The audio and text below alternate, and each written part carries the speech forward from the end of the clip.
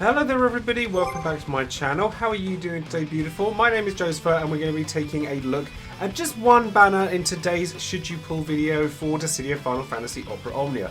But it's a pretty hefty one to say the least, as we're going to be talking about Leila. Now Leila's a character that's been very much looked forward to by the community for many reasons, but is she somebody that everybody needs to get hold of now, or is she somebody that perhaps you don't need because the content's easy enough that you don't really require her? Well, either way, if you'd like to know more about her and the event that comes along with her, with a particularly cool boss, I must say, then of course stay tuned and keep on watching. Now before we get started, just a quick comment on my social media and all that stuff that you guys hear about all the time, but I did want to give a big shout out to everyone who came along to the Final Fantasy VI Charity Marathon cosplay stream. As you can see from this t-shirt that we've built up over the course of time, front and back, we got so many people come along to support the stream, all the good stuff, including mine themselves at one point, which was very cool, and we managed to raise a whopping £2,222.22 exactly for Mind, which is unbelievable and is the best performing charity stream we've ever done on this channel, narrowly beating out my Chrono Trigger stream from last year. So thank you to everyone who came along for that. It really does make a huge difference, and I really hope that we can make the same sort of difference to someone who is suffering with some sort of mental health challenge in the future. Of course, don't forget to check me out over on Twitch and over on Patreon as well, where you can come and support the channel and get lots of additional benefits and be a part of my members only areas on Discord and all sorts of other places. And I do always shout out one of my patrons on Patreon every time I release a new video as well. And today that person is going to be Lodin, who is brand new to my Patreon and has Oren on their title card. So massive thank you goes out to you. And I've actually made sure I caught up on all of my Ultima Patreon cards as well. So those will be being sent out in the near future as well, in the physical copies for those of you who have signed up for that as well. So massive thank you for all of that. And of course, before we carry on with looking at Leila and the rest of the event, a big thank you goes out to the Tonbury Troupe for their fabulous infographics, Mediu and Leo Bob for their translations over on Reddit for the JP version, Dissidia Info, Dissidia DB and DissidiaCompendium.com for their fantastic resources, and of course all the other content creators that are out there on YouTube, Twitch and all other sorts of places for you to go and have a look at, as well as here.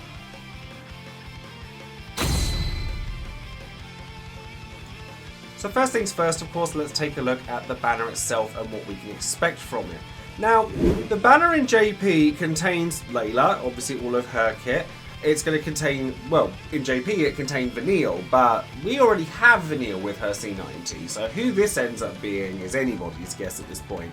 I think the most likely culprit is probably going to be Barsh, because he has a C90 rework that we should have seen a little while ago and haven't, so it makes sense for him to be placed here.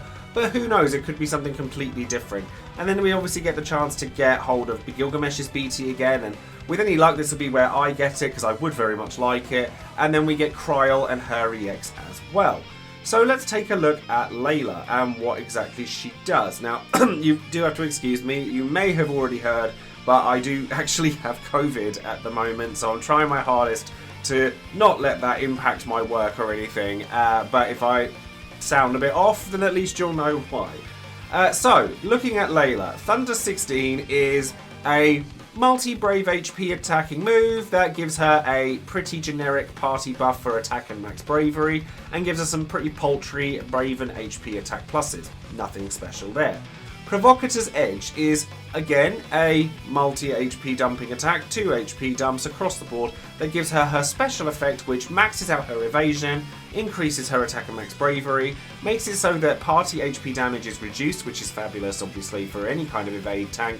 And she also gets a special version of Lock that's attached to this special effect that overrides Lock. So basically, enemies are always going to be targeting her unless they're targeting everybody. This is also Leila's source of last stand and gives her, or rounds out her evade tanking qualities in that regard. Then you have a C65, which is actually fairly useful if you're expecting an AoE attack to come from the enemy, where you can get some additional HP damage resistance, a bit of attack up while you're at it, and obviously as C88 you get bravery damage cap up, always useful. Now her EX attack is kind of odd in that it does sort of splash damage, 3 HP dumping attack, nice. gives Thunder Elemental resist down, which obviously affects all of her moves because they're all Thunder Elemental. Bravery damage down by 30%, so any bravery damage they do deal is reduced, and their hit rate also goes down by 30%, which, again, mostly useful for AoE attacks, like you may find that they miss a little bit more than usual, but it's certainly not something to rely on.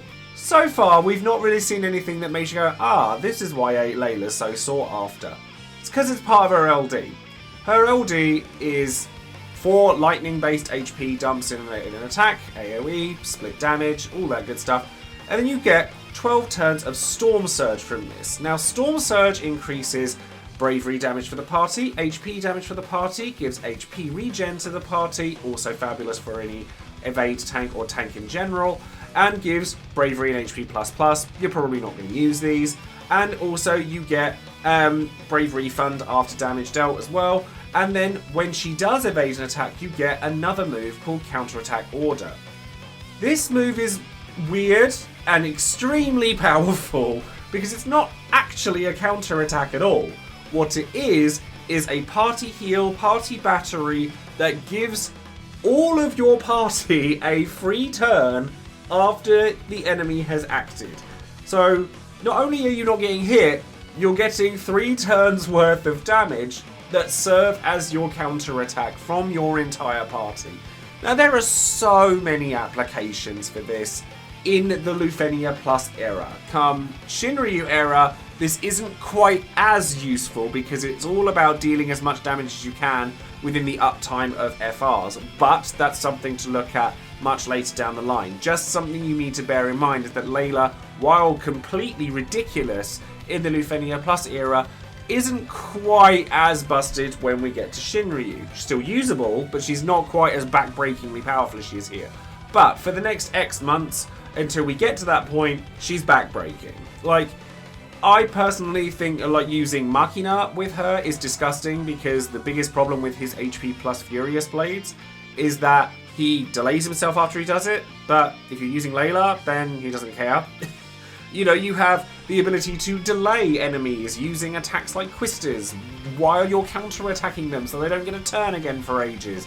There's so many silly things that you can do with the counter-attack order that Leila's damage may not be that fantastic on her own, but the fact that she enables all of your other damage dealers without even trying means that you're getting that amount of damage regardless, and it is technically coming from her. So she's providing some decent buffs in terms of percentages, she's providing healing through HP regen, and the counter-attack itself also heals the party for a decent amount as well. Party batteries, a little bit of it like Thunder in Peril, which, yeah, she doesn't enchant the party for Thunder, doesn't need to, she does enough on her own, and she gets this absolutely magnificent counter-attack order that comes off of her LD as well. And the application for it, like I said, is so widespread. If you're expecting enemies like the boss from this one, and there are a few others later down the line as well, that like to take a lot of turns in a row, Leila breaks that up in such a wonderful fashion that you probably won't even know they tried. If I had any kind of complaints when it came to Leila, few and far between though they are. Her core abilities are pretty nothing, honestly. Like, you'll get a bit of party HP regen, brave and HP damage up, but that's pretty commonplace nowadays, and her regular call is just party attack and max bravery up again. It's very nothing, and her armor is attack keystone, and the blue armor for her serves her and her only, which is a shame considering how party relevant she actually is. But at the end of the day, there's just so much to like about that counter-attack order that the rest of her kit could do literally nothing and she'd probably still be good. But I mean, it is all Thunder Elemental. You might not want to take it to a Thunder Absorb thing, but then you could just take a different enchanter and you'd probably still be fine. Leila and Garnet, anyone?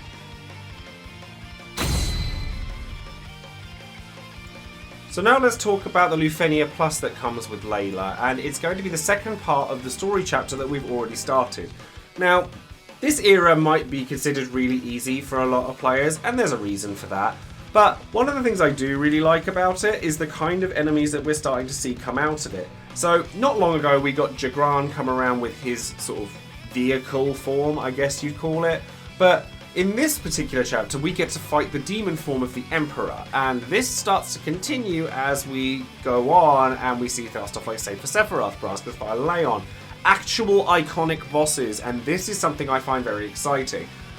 Do wish they'd be a little bit more difficult than this one, though. Leila removes pretty much all threat from this fight altogether, and given that she's going to be pulled for by a lot of players, I wouldn't be surprised if people didn't find this particularly difficult. Now, the Emperor actually doesn't have very many moves of his own, and his orb isn't lethal. Now, the orb asks you to evade attacks, so you don't have to necessarily take Leila. You could take Galuf, you could take 8, you could take like various different evade-based characters, but most of them have some like caveat, like Galuf doesn't fully dodge magic attacks, stuff like that make them not quite as ideal as Leila is for this particular fight.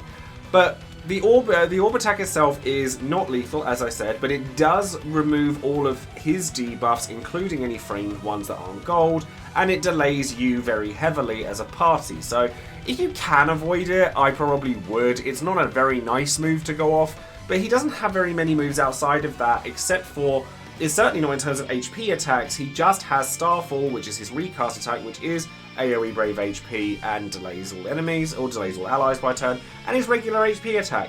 He does, however, have some nasty bravery attacks, such as one that will remove all of your buffs, including any framed ones that you have, and it also likes to inflict lots of debuffs across the board. Now, the main gimmick of this fight is that as you get to 69, 49, and 29%, he will interrupt your turns and then take 3 turns in a row. So, while he doesn't have very many attacks, anything taking 3 turns in a row can be pretty problematic. Now, the idea of this is that you obviously take Leila, who then does it straight back at him and then interrupts it back. But if you're taking a tank that has lock or something like that, then you can get around this. Like I said, you have 8, you have Galuf. Prompto is actually very good for this as well. Kater, if you happen to have access to her. There's a lot of characters that you could take that will work for this, because past that, the fight's actually very simple. You can push your way through the orb if you want to, or you can just keep bossing through and just take Ico and be done with it, like most fights. Okay, so because we've only got one character to talk about, and the event is actually very simple to talk about, I wanted to take a moment to address this whole gem cap situation and why it worries me as much as it does. Now, I did touch upon this briefly in my last covered video, but I was running on fumes, honestly, during that video. I just finished the charity stream and then woken up in the morning and nobody really heard the secondhand information what was happening. So what I was saying in the video may not have made a lot of sense, and I was kind of just trying to react to what was going on through other people's words. And so I wanted to clarify my stance on it, while I'm a little bit more alert, despite the fact that I'm still fairly ill. Now, other games have implemented this style of currency cap in the past, so it's not the first time that it's happened in a gacha game or any game like this. However, there are major differences between those games and this one that make all the difference. So, the fact that paid currency is usually spent before acquired currency in some games, as well as the precedent of banners and items being locked behind paid currency banners in games like War of the Visions and stuff like that, is not the case for DFFOO, which is a great thing. However, by implementing the same decision for Dissidia as it has for these other games, it makes it look really rushed, because players who've been buying Mog Pass, costumes, Kupo cards, anything other than neat gems for a long period of time, such as myself, because I played the game since day one, are now feeling punished for the fact that they can't continue to support the game in the way they have done, but even being selfish about it. If you can't buy the things like costumes and Mog Pass without getting the gems to kind of make it a little bit more of a cushion, because it costs a lot of money at the end of the day, you're just not going to do it. So, speaking for myself, and I can only speak for myself, I've never bought neat gems in the game, and I am beyond the cap of 300,000 paid gems. So, therefore, I, from this point onwards, or from the 22nd of March, or whatever it is, physically can't buy anything in the game anymore, unless I were to spend a ridiculous amount of currency in order to be able to do that without it being a complete waste. And I know I don't speak for myself, or at least I don't speak alone in this, but I'm not going to do that. I'm not prepared to do that, which means that if lots of people do that, the game is then getting less support from its player base, and therefore it makes for a pretty gloomy situation for the game in general. Now, honestly, from a player's perspective, had I not been a content creator, much less one that is full-time and does this for a living, it wouldn't faze me nearly as much as it does. However, the situation has given me pause to realise that, if something were to happen to Dissidia, my business as a content creator and my future because of that is not safe, because it only takes for a decision to snap its fingers and my business gets Thanos'd into dust, and that's scary, so I have to think about that and adapt accordingly. Now, I don't think anything is going to happen to Dissidia anytime soon, because we've had announcements for the future already, like Jack Garland. Some of my favourite YouTubers, like Maximilian Dude, have been advertising DFFOO in their streams and their videos, which they've probably been paid to do, so why would the company pay for advertising on a game they're about to shut down? That doesn't make sense, so I don't think that that is going to happen, certainly not in the near future.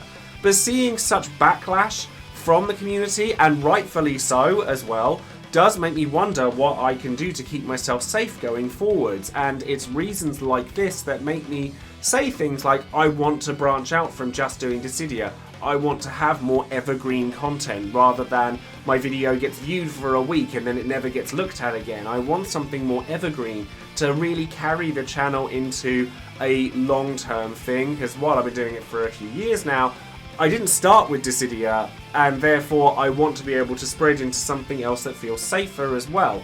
And it's times like this that I'm eternally grateful for the success of things like the FF6 stream, and also very grateful for the people that support this channel, whether it be through Patreon, through streams, through anything like that, because without you guys I wouldn't be able to do this. But I want to make sure you guys are getting what is worth from you, what you're getting what is worth it from me, and I want to be able to provide you with the best content that I can. So seeing all of this stuff is very scary, and I hope that the negative feedback that it's gotten, or that this particular decision has garnered, makes for some sort of change that's positive in the future. But I wanted to be really transparent and say why it's affected me personally, and honestly why I will probably be looking to do a much wider variety of content going forward if more stuff like this continues to happen.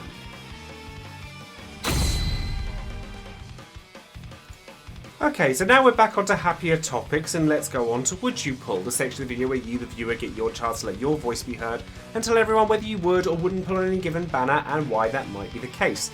So, big thank you, as always, to my patrons for their votes and their comments, and a big thank you to all of you for obviously everything that you do with us on this channel. So, of the 100 plus people that we asked, I'll just go straight into numbers here. You probably aren't surprised to see here that 53% of the people have said that they're going in with gems, 33% of people said they're going in with 100 or more tickets, 13% of people said they were going in with less than 100 tickets, and nobody said that they weren't going in at all.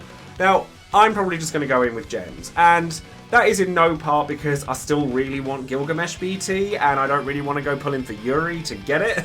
I also think that I'd be happy to pity Leila, like, certainly now that I know that my gems aren't nearly as precious as I thought they were. So I'd be perfectly happy to go all in for Leila, and there's no point in me using tickets on it because I'd rather just know that I was going to get it. I know I've been guilty of trying to throw a few cheeky tickets beforehand and then having to pity, but I'm probably not going to do that this time around. Mainly because I want the BT. And then let's go into some of the comments. Booper Wiggum says, there's not many of us, but I weirdly like FF2. I'm losing it for Minwoo in JP's announcement, and I'm going nuts on gems for Leila when she's come out in Global. She's hella strong, but we're in the best times where no one is needed, so there's very few must-haves. For me, though, she looks great fun to play, and that's what I'm all about for the moment.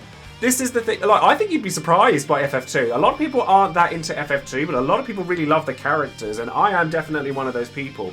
Love Firion, love Maria, love Guy, love Leon, love the Emperor, love Minwoo. So Leila is just another one on the list for me. I actually really like FF2's cast. And they do seem to be very well represented in Dissidia Opera Omnia, and she's certainly no exception. Guy was the exception, and now he's doing okay. So, honestly, I agree with everything you're saying here. Quetzalma says, I have no interest in the character itself, so no gems from me, but the things she enables gameplay-wise are crazy powerful. It's one of those things that you might end up regretting not having in the future, so going in with tickets from me. See, the thing is that, like, there are fights in the future where Leila is very useful, and she does kind of make things that much easier for you, but you don't have to have her. Like, if you don't have to have her for her own event, you probably don't need to have her for any other. But the same can be said of a lot of characters right now, as long as you're fulfilling your roles. And for me, the draw with Leila is that her use of countering through evade relies on other characters to do the damage, so I like the combo potential that she has. I used Machina as an example earlier. There's loads of characters that you can do that with, so I just think the experimentation in combination with just how powerful she is wonderful to see. Nalthian says there's something about the FF2 kits in this game. They tend to be a lot of fun and quite powerful. Maria is currently topping my list for the most undervalued character in the game. You and me both. Leon's amazing when he works, and now it's Leila's turn. I love evasion tanks and I've always really enjoyed the off-turn damage of Galoof or his non-evasion counterparts Aura and Gladio. But now it's time for Leila to shine. The idea of who needs off-turn damage when I can walk the party when I evade sounds super fun, and I look forward to her kit. Well, that's the thing. You do get off-turn damage from everyone. It's a lot of it too, so it's just crazy. Like, the things that she does are pretty maddening. And honestly, like, what I'm getting from a lot of these comments is that quite a lot of people are really into FF2, and I'm into it. And then finally, Sergeant Tuffy says, ahoy, I've a hearty booty of gems for the third pirate captain to join the DFFOO crew. Obviously the others being Faris and Lion. She's the most exciting new character we've had added since Sid Reigns, and in my opinion, she's better than he was when we got him. Evade tanks are always some of the strongest characters on the roster, and Leila elevates them to a whole new level. Having a lock effect on an aura means she bypasses the usual weakness against debuff immune fights, and no one else counters by pulling the whole party's turn forwards. She's a unique take on an archetype that's historically extremely powerful. She's fun, she's strong, and gosh darn it, pirates are cool. I do have a real affinity for the pirate characters in this game as well, actually. Love Faris, I like Lion, and then Leila kind of fits that too, so I'm with you on that. But yes, the aura, the lock being on an aura that overrides locks means that she can get around debuff immune fights. She doesn't care. Actually, they're still going to be locked to her. And stuff like that, little nuances like that, are actually way more powerful than they look. So honestly, there's a lot to love about Leila, and while we're in an era where you don't really need to be pulling, if you're gonna pull on a character, it's a pretty good shot.